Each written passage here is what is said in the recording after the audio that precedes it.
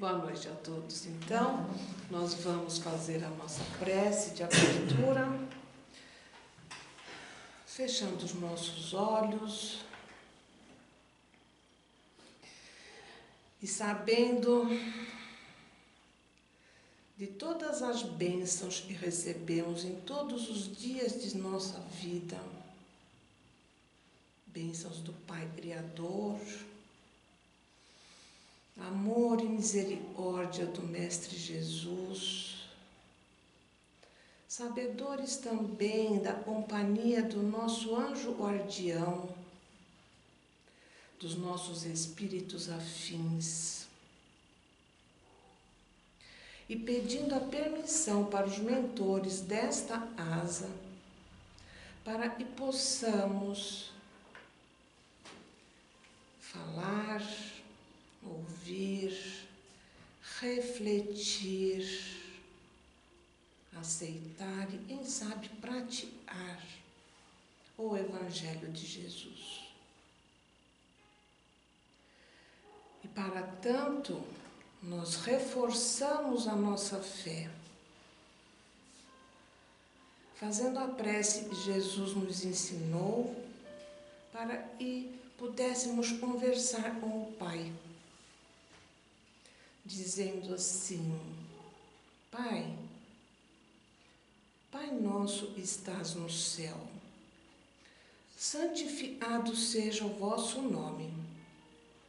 Venha a nós o vosso reino, seja feita a vossa vontade, assim na terra como no céu. O pão nosso de cada dia nos dai hoje.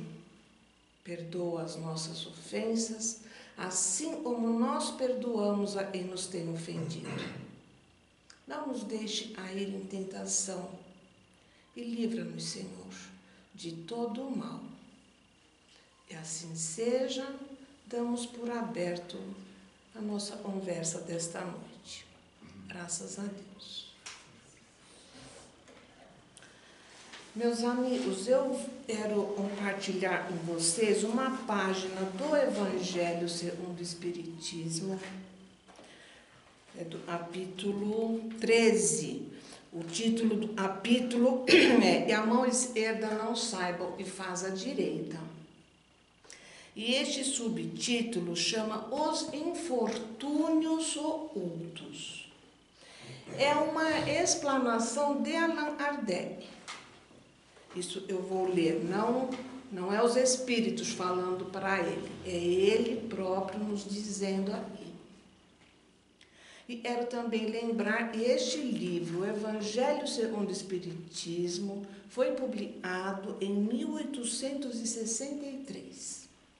Eu estou falando isso porque na sequência nós vamos falar do Céu e Inferno. E é um livro que foi publicado antes do Evangelho. Então, neste subtítulo, Os Infortúnios Ocultos, Kardec fala assim para nós: nas grandes calamidades, a caridade se agita e vence generosos impulsos para reparar os desastres. Isso nós sabemos, né? Nós nos movimentamos, nos mobilizamos, né, para esses grandes eventos catastróficos, né? Mas ele diz: mas ao lado desses desastres gerais, há milhares de desastres particulares e passam desapercebidos das pessoas, passam desapercebido de nós. Nós não reparamos naquelas pessoas que estão dentro dos seus lares sofrendo anonimamente. Não é um desastre, não é uma catástrofe, isso se chama infortúnio oculto. Ele continua assim: essas pessoas passam desapercebidas no seu miserável catre, ele fala, na sua cama, né? São esses os infortúnios discretos e ocultos e vai movimentar a verdadeira generosidade e aridade de Adão. Por eles não esperam receber assistência, diferente daqueles outros que estão passando por uma catástrofe, um acidente geral, eles esperam que chegue, né, a contribuição, né? Esses que estão sozinhos, passando os seus infortúnios, não esperam, não tem enfale deles para nós. Então ele continua assim. Primeiro, então, ele esclareceu isso, né? E tem esses infortúnios ocultos. Aí ele começa assim. Quem é aquela senhora de ar distinto e de trajes bem simples, mas muito bem cuidados, seguida de uma jovem e também se veste modestamente? Elas entram numa asa de aspecto miserável, onde, sem dúvida, ela é conhecida. Porque quando ela chega à porta, ela é saudada com respeito. Então já se deduz e conhecem esta mulher. Para onde ela vai? Ela sobe até o sótão da asa. E lá vive uma mãe de família, rodeada pelos filhos pequenos. Quando ela chega, a alegria brilha nos olhos daquelas crianças, como ele diz aí, emagrecidos. É ela que vem a acalmar todas as suas dores, traz o necessário, acompanhado sempre de suaves e consoladoras palavras, e fazem com que aquelas pessoas aceitem aquela caridade, sem constrangimento. Pois esses infortunados não são os profissionais da mendicância. O pai se encontra num hospital e durante este tempo a mãe não pode suprir as necessidades. Graças a essa senhora, essas pobres crianças não sofrerão nem frio e nem fome. Vão à escola, suficientemente agasalhadas, lembrando que eles estão em Paris, né? E a mãe sempre terá o leite materno para dar para o pequeno. Se uma dentre elas adoece, não lhe faltará cuidados materiais. Dali, esta senhora levará o doente para o hospital. Vai também ao hospital levar um conselho e uma palavra para o pai que está hospitalizado, dizendo que ele pode ficar tranquilo e receber o seu tratamento, porque ela está cuidando de dar toda a sorte de acompanhamento para a família. Ele diz assim, na esquina tem uma carruagem esperando por ela. E nessa carruagem tem todos os suprimentos para esta família. Junto com esta senhora, e ninguém quer saber o nome, ninguém pergunta onde ela mora, ninguém quer saber se ela é espírita ou não. E junto com ela traz uma filha, uma mocinha.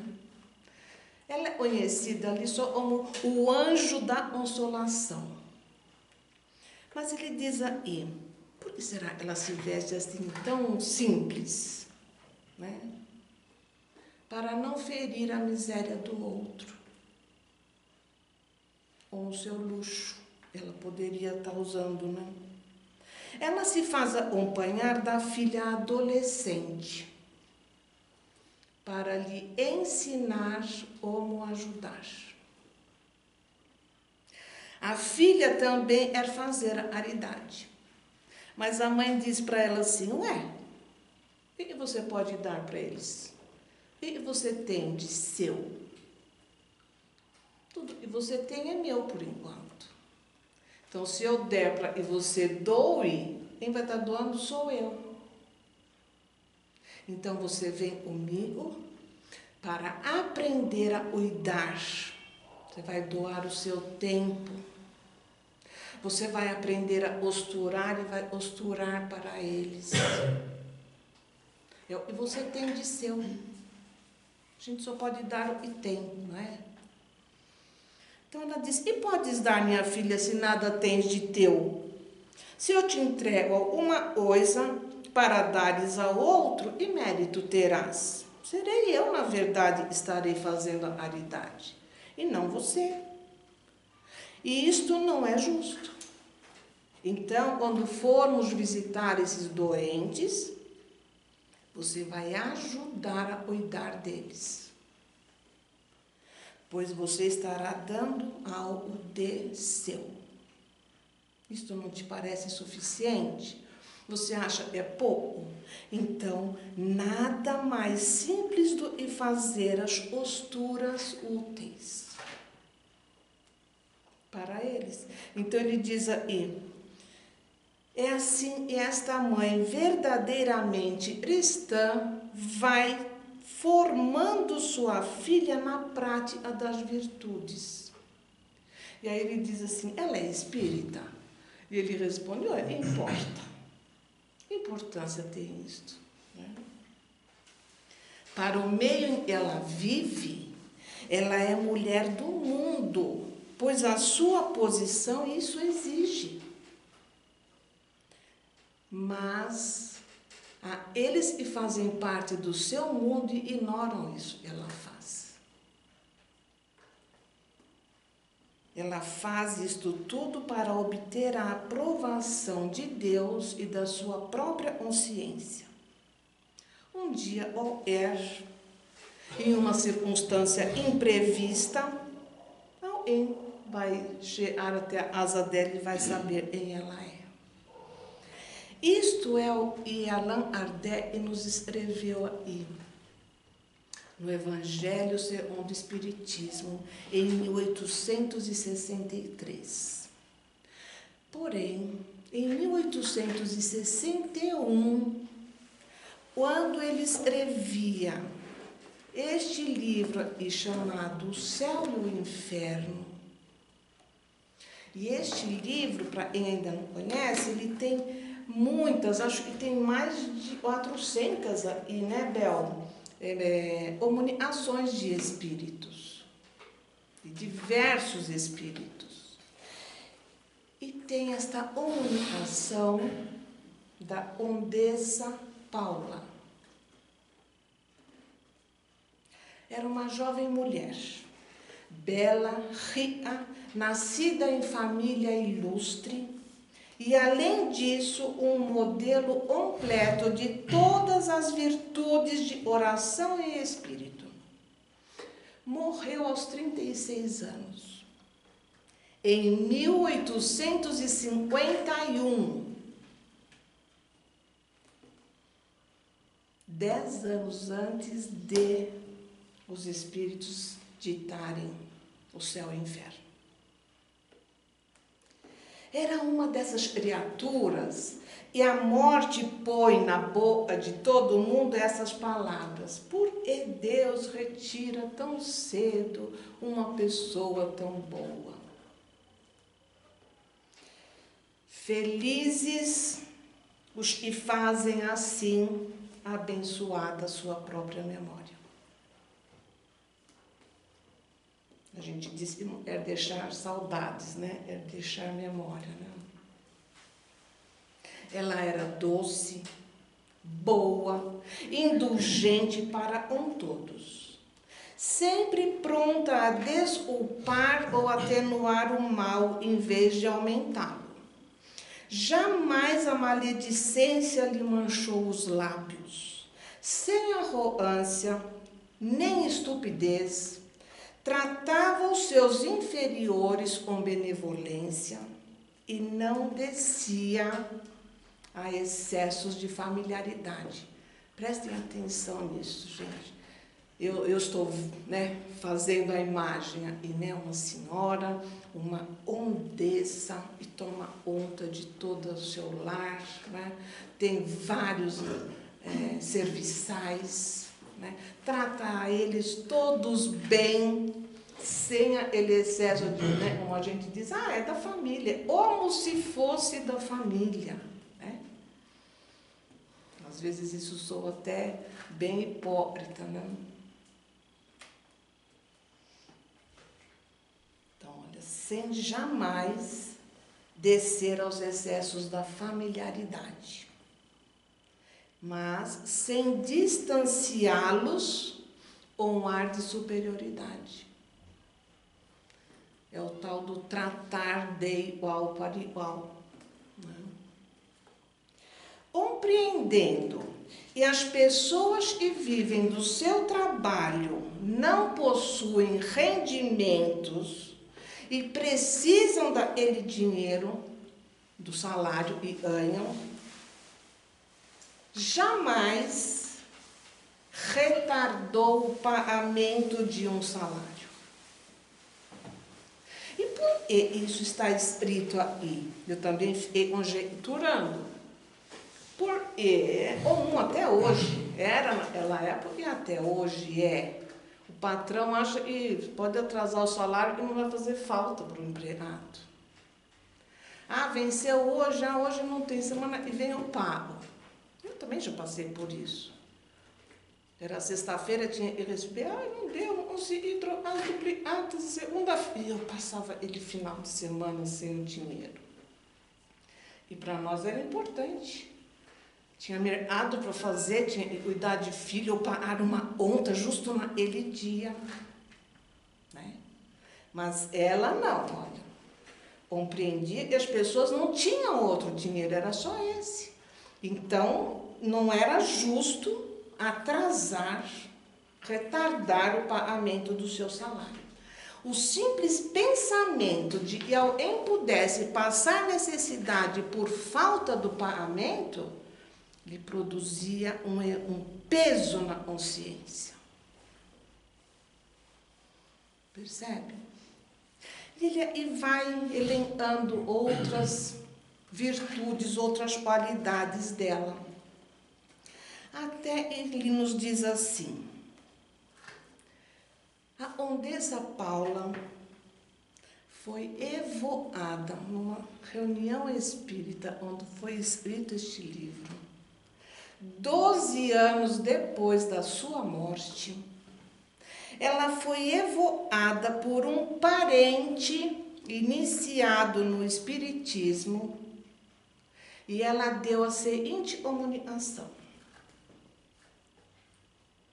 respondendo a diversas perguntas que lhe foram feitas. Foram tiradas desta comunicação, e foi dado em língua alemã, os tópicos mais interessantes para esse escrito dele aqui. Então ela diz assim para o parente: você tem razão, meu amigo, de pensar que eu sou feliz. E eu sou. Com efeito, eu sou feliz. Além de tudo mais, e você possa pensar que aconteceu comigo deste lado, eu estou feliz, eu sou feliz. Eu já pertencia aos felizes da terra, pois não me lembro de ter experimentado nenhum sofrimento real. Tinha juventude, tinha saúde, tinha fortuna, tinha homenagens, eu tinha tudo o que constitui a felicidade entre vós. Mas o que era ela felicidade perante o eu tenho aqui?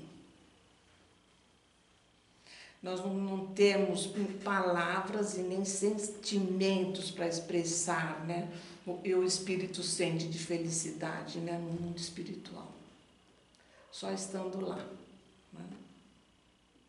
O que são as vossas festas mais esplêndidas e se exibem as mais ricas joias, comparadas às assembleias de espíritos superiores eu tenho aqui.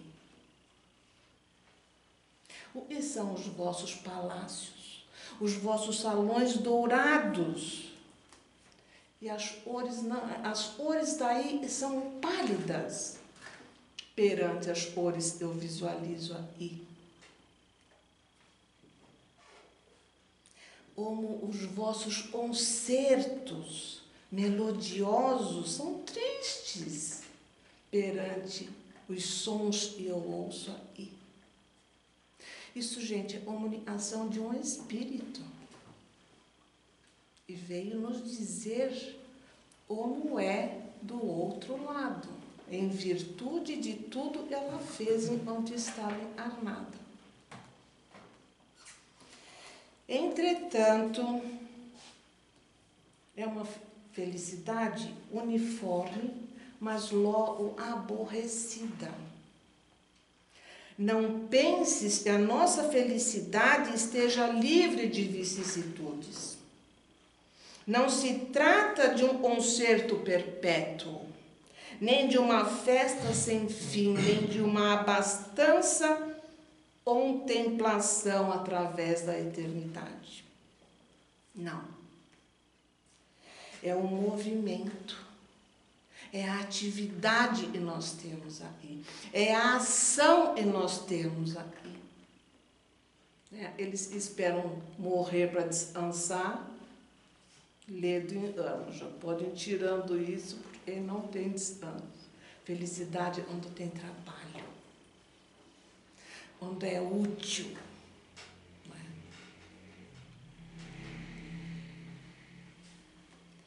Cada qual de nós aqui tem a sua missão, tem os seus projetos a assistir, tem amigos na terra para visitar, tem processos na natureza para dirigir, tem almas sofredoras a consolar. E atualmente estamos num vai e vem de espíritos deste mundo para a Terra, isso em 1861. As criaturas se reúnem, se separam e se unem novamente, assistindo mutuamente muitos casos difíceis. Enfim, asseguro-te, meu amigo, e ninguém dispõe de um segundo sequer de tempo para ficar enfadado. Neste momento, a Terra é nossa grande preocupação. Naquele momento. E movimento está havendo entre os espíritos aí. Quão numerosas são as falanges que afluem à terra a fim de concorrerem para a sua transformação. Então, a terra está em transformação há quanto tempo será, né? Uns abatem as velhas árvores a golpes violentos e arrancam-lhes das profundezas as raízes. Outros desbastam o terreno.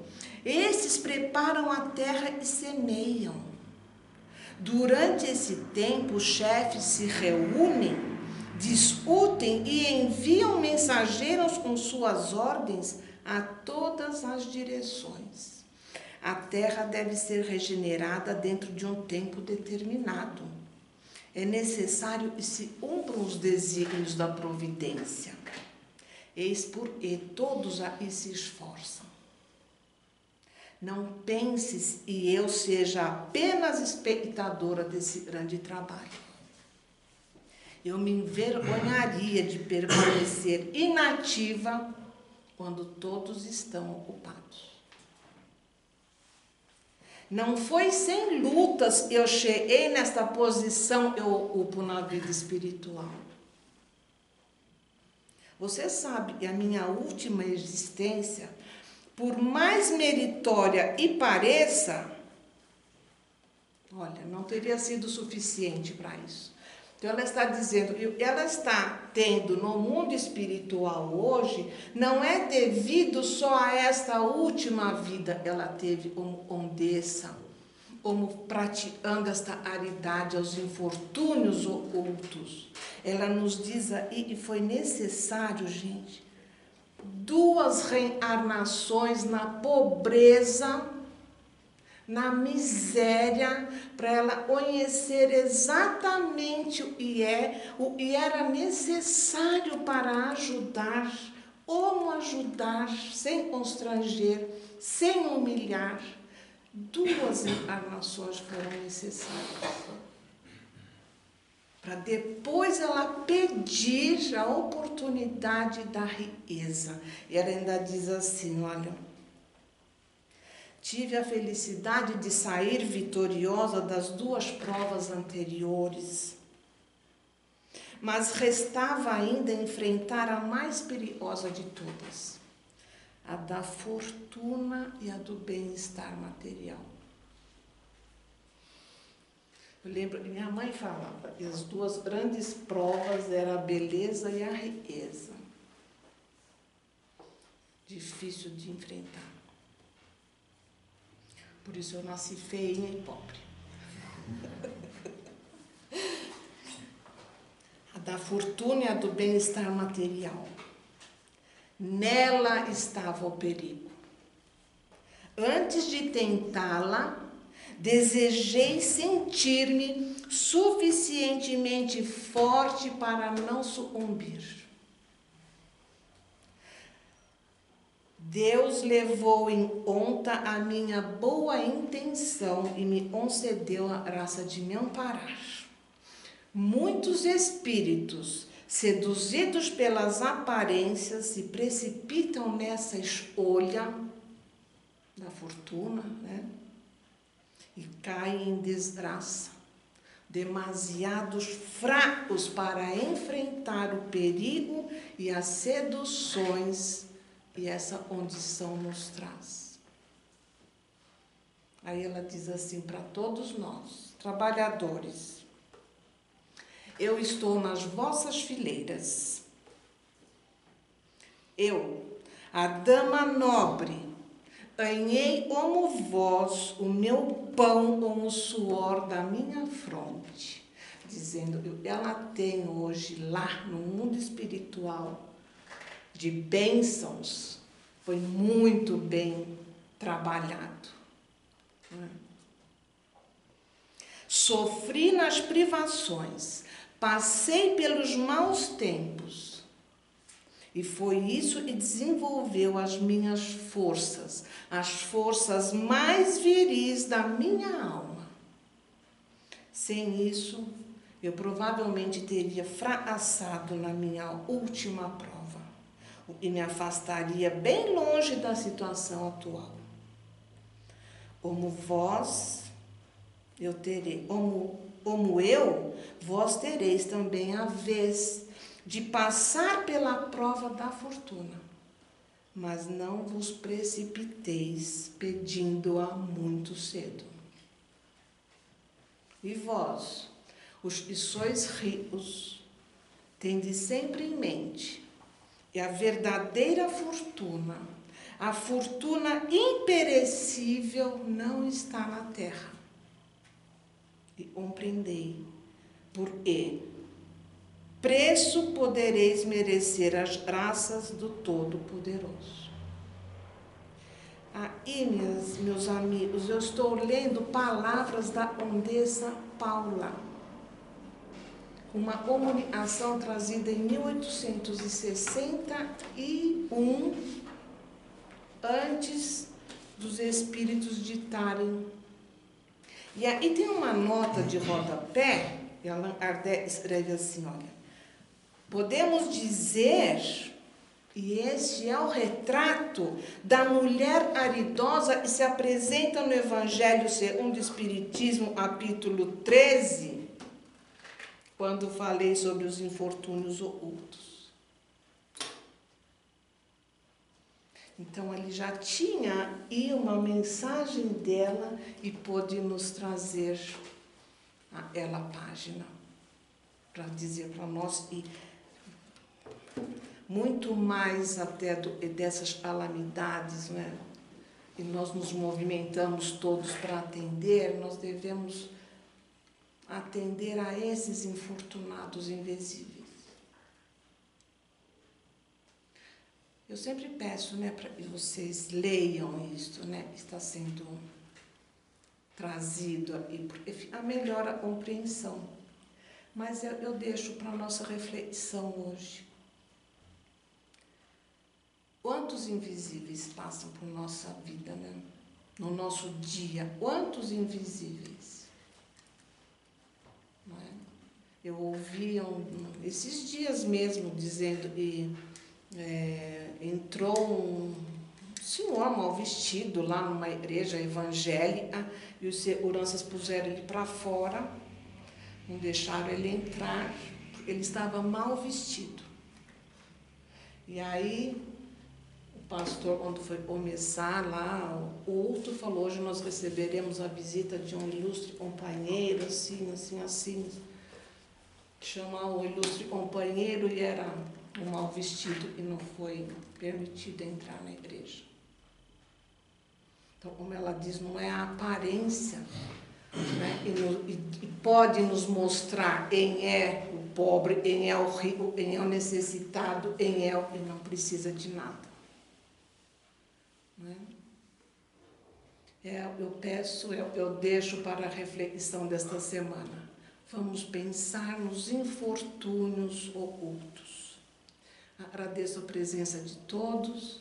Peço então para fazermos a nossa prece de encerramento, pedindo para que Jesus nos abençoe para o nosso passe magnético. Tá bom? E assim, meus irmãos, talvez a minha, né? Não a nossa, mas talvez a minha dívida seja tamanha. Ainda preciso também trabalhar muito, muito, muito. Passando por muitas provas.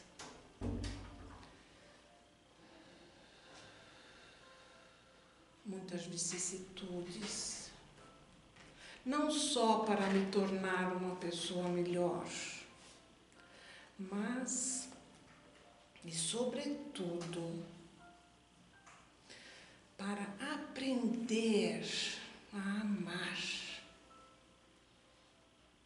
Aprender.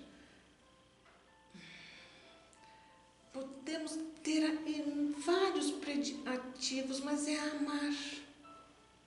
Porque ele ama, ajuda, ele ama, ampara, ele acolhe, ele ama, escuta. Então, aprender a amar. Não foi fácil quando Jesus nos deixou 2 únicos mandamentos para seguirmos. Amar a Deus e ao próximo como a nós mesmos. É uma tarefa muito grande nos amarmos para poder amar ao próximo. E é pensando nisso, então, eu só tenho a agradecer, Jesus, por todas as oportunidades concedidas nesta existência, pelas quais eu não atendi o chamado, mas espero entender e compreender para atender o chamado novamente. E assim, agradeço também por ter sido conduzida a trazer essas palavras na noite de hoje. E se pelo menos um de nós daí sair tendo entendido do que se trata, a espiritualidade já estará feliz. E com a mesma prece que nós iniciamos, nós encerramos também, porque dela não devemos esquecer, dizendo do fundo do nosso coração ao nosso Pai do céu: e santificado seja o vosso nome. E venha a nós o vosso reino, e seja sempre feita a vossa vontade, aí na terra, como é aí no céu. E o pão nosso de cada dia nos seja dado, nos seja permitido trabalhar e ganhar. E as nossas ofensas possam ser perdoadas na medida em que ofendermos também.